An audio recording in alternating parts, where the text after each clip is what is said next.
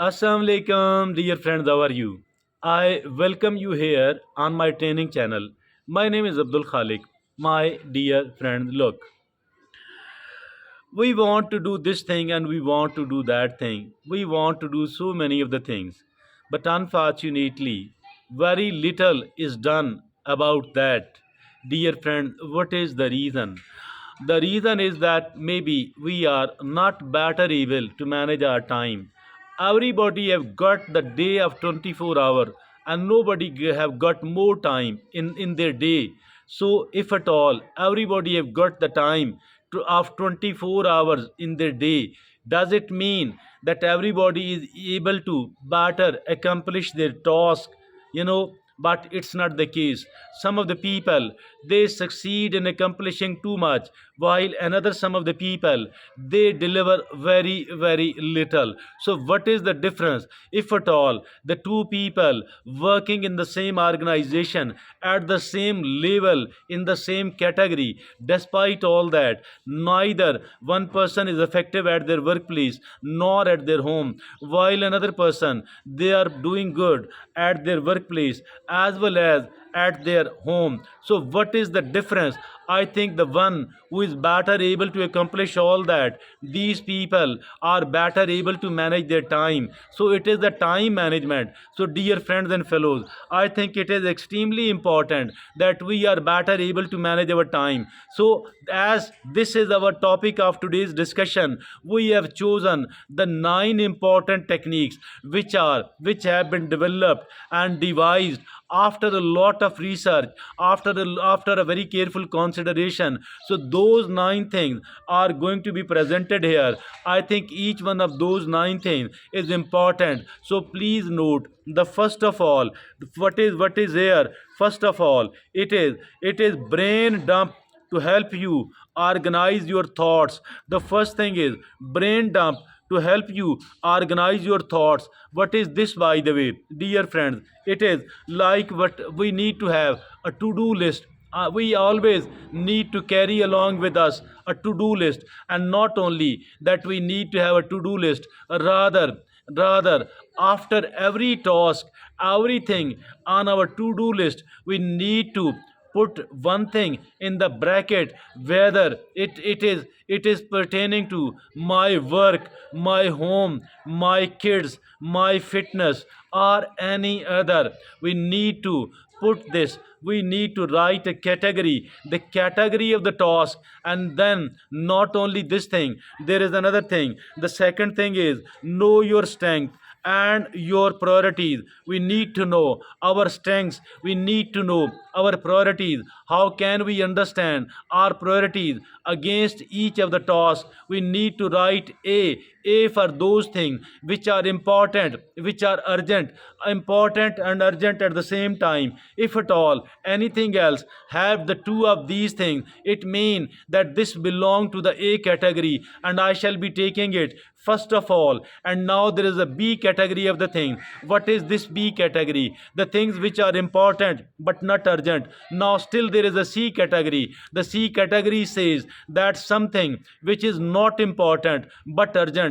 And now there is a D category as well. This D category says that something which is neither important nor urgent. So this thing belong to the D category. So I think we need to categorize each of the things into all 4 categories: the category A, the category B, the category C, and the category D. So dear friends, I think that having this thing done, having this thing done, having a master list of priorities, responsibilities, is that allows you to say either no or to outsources.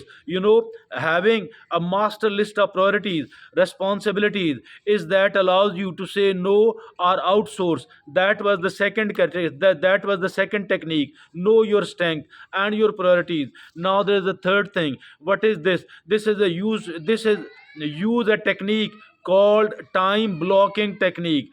Use a technique called time blocking technique. What is this, by the way? We need to keep only 3 things in our mind all the time. And what are those three things? The thing we need to have, the most important, the top three things in the mind, and not to allow any other thing to enter our mind at the same time. So this will actually allow us to focus and to concentrate upon the thing which matters most, which are the most important. So it actually mean that we are focused upon the few things only, and not the too many which are making us confused or cluttered. So there is now the fourth thing is integrate your to do list into your calendar. Integrate your to-do list into your calendar. How can we do that? People often get overwhelmed by having too much to do, not enough time, and end up feeling paralyzed by indecision.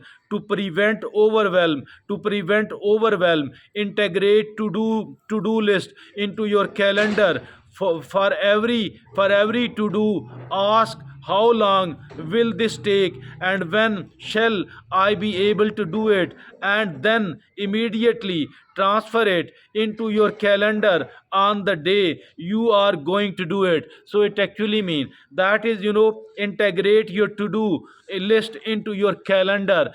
Every task should be assigned a day and written on the calendar, that on that particular day I shall be doing it, inshallah. Now the fifth technique, plan tomorrow plus 2. What is this, by the way? Spend 15 minutes at the end of each day to review tomorrow. Spend 15 minutes at the end of each day to review tomorrow, and that is plan tomorrow. Now what is the plus 2? It is plus 2 mean the next 2 days we need to also plan the next 2 days, that what shall I be doing, and at of course at what time. Now the sixth is be realistic about the time it takes to do something. We need to become realistic about the time it takes to do something. Yes, if at all we are unrealistic and we are putting too much of the things in the same day, we might not be able to accomplish any of those things, or at least our planning will go awry, our planning will be disturbed, and we don't have to do that. So for this purpose we need to become realistic about the time it takes to do something. And now the seventh is used unclaimed time. Unclaimed time. Sometime we are free, have nothing to do, then there should be another list or certain other thing which we can do during that time. So that is claiming of the that is using the unclaimed time. Now the eighth is be flexible but disciplined. We need to become flexible. Although we are not a robot at all, and we are not a machine, and the people we are going to interact with, they are not a machine as well. They are not a robot. So they are not a computer. So, for all these reasons, we need to become flexible. But flexibility alone, this is not enough. We need to be disciplined as well.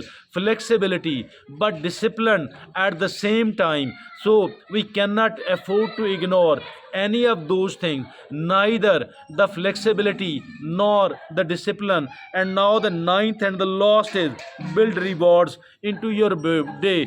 Building of the rewards into your day mean rewarding yourself for anything else, for any important task tackled well. I think we need to reward it ourselves. Why to reward it? The rewards are for other people, not for we ourselves. No, that's absolutely wrong. I think we need to reward ourselves. And if at all the people who are seen rewarding themselves, I think they people are far more effective as compared to other people.